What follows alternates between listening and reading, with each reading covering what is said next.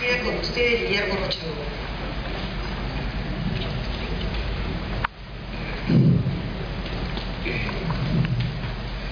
Para preparar mi intervención he hecho una serie de lecturas y relecturas de las obras, llamémosle etnológicas de Arguedas. He querido centrarme en el Arguedas observador, escritor sobre el mundo andino, y prescindir del Arguedas literario. Quería ver qué me encontraba, prescindiendo de los elementos más, ¿cómo podemos decir?, imaginativos, expresivos e inclusive fantásticos que podían estar en su narrativa y en su poesía. Y me he encontrado con un sorprendente teórico. Quisiera entonces dar muy escuetamente algunas de las impresiones que he recibido en esta tarea. Arguedas vive y escribe la mayor parte de su obra, si no toda, en una época en la cual la sociedad peruana es vista a través de un sistema estratificado, sobre todo para la parte de la sierra, pero tiene hasta cierto punto una aplicación general, tripartita, que consiste en señores, mestizos e indios. A diferencia de la concepción relacional que predomina ahora sobre, por ejemplo, qué cosa entender por un indio o lo indio, en que se dice, bueno, uno siempre es un indio para otro, no existe el indio en sí. Arguedas vive una época en que nadie duda de la existencia de los indios, aunque ellos, según Arguedas, se llaman naturales, y nadie duda de la existencia de mestizos y de señores, realidades absolutamente palpables. Y lo que hace Arguedas es una reflexión sobre en qué consiste, en particular, qué consiste lo indio y ser indio, y en qué consiste ser mestizo. Y ahí entonces tenemos un trabajo de observación y reflexión que me parece extraordinario. Para empezar, hay una polisemia de las categorías que es muy importante considerar.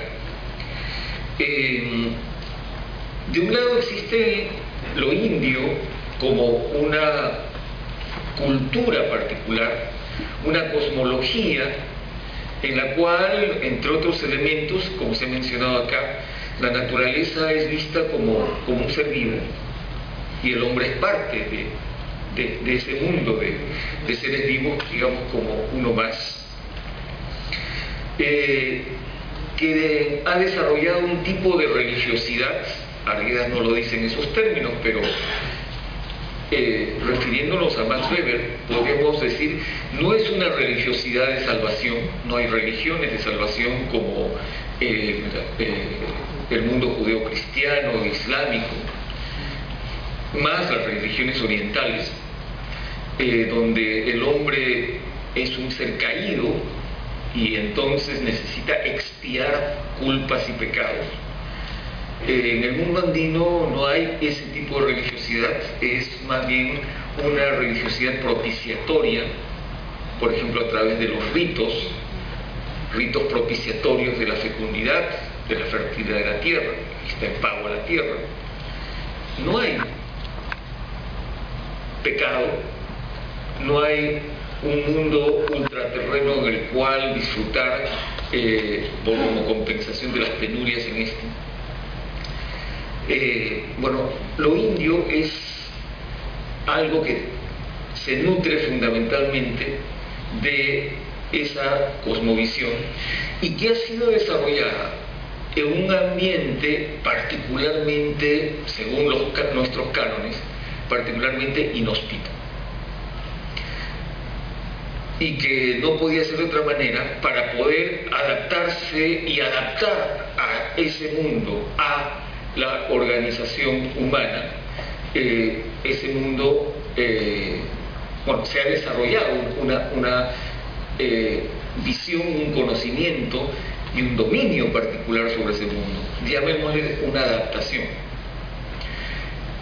No hay algo así como una narrativa de haber sido arrojados a ese mundo inhóspito para pagar alguna culpa.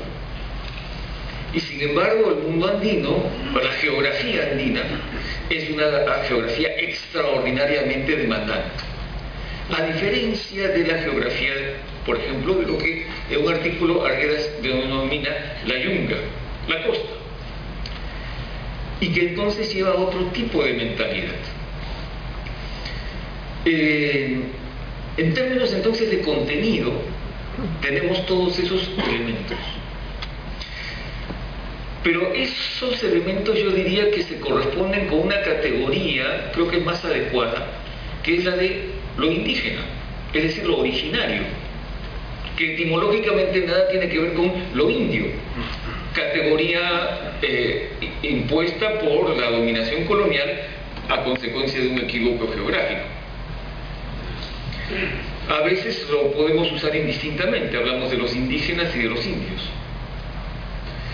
Si estamos refiriéndonos a ese contenido no hay problema, pero en razón de el dominio colonial, lo indio es algo que tiene un significado radicalmente diferente al anterior.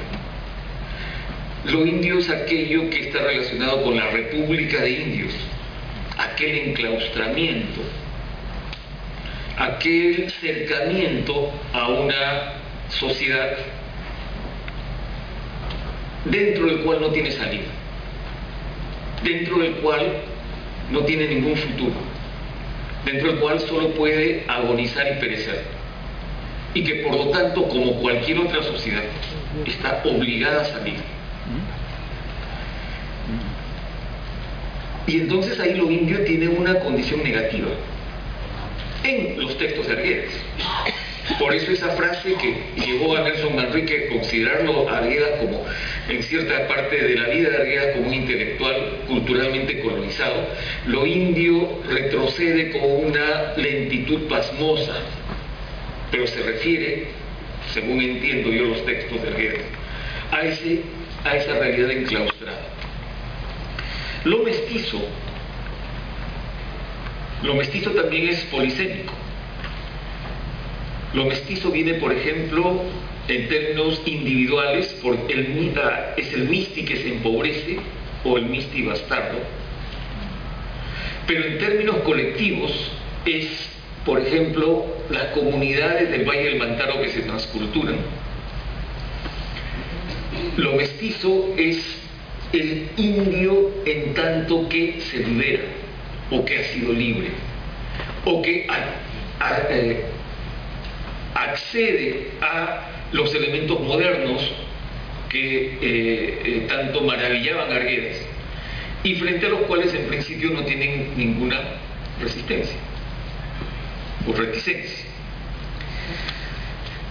Entonces lo que encontramos, y por eso es que en los párrafos que leía Julio Kotler, encontramos una capacidad de observación donde aparecen fenómenos como una relación no contradictoria entre indios y mestizos ante la ausencia de terratenientes, por ejemplo, o ante la presencia de la carretera, donde puede haber una división del trabajo entre unos y otros que los beneficia a todos.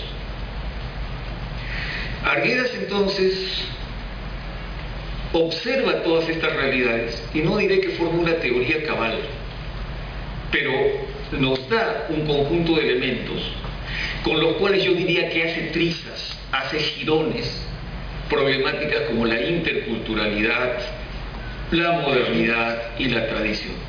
Porque lo que está diciendo es que nosotros, nuestros problemas, nuestro camino no tiene que ver con estos términos. Estamos en otro juego. Y entrar a hablar con este otro lenguaje ajeno e impuesto es terminar en una caricatura de nuestra propia realidad. Hasta aquí.